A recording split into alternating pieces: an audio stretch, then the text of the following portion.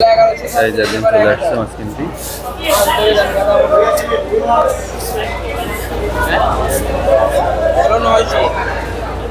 ও ওই পাশে কি সাজাচ্ছে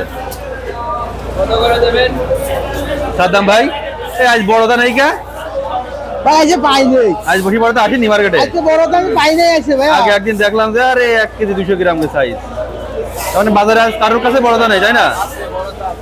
আগে যাতে পুরোটা ছিল, আজকের কয়টা আজকে ছিল কিনে ফেলেছে আগে, দেরি হয়ে গেছে। বড়দা বিক্রি হলে ভাই ফার্স্ট টিভি, বুঝলেন? বড়দা বিক্রি ফার্স্ট টিভি।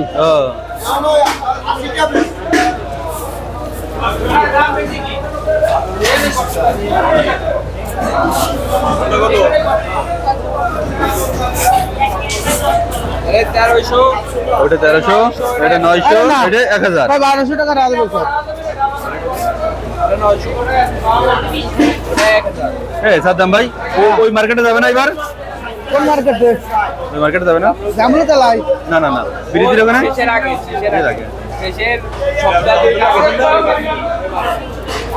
জি হ্যাঁ, বড়দা নাই।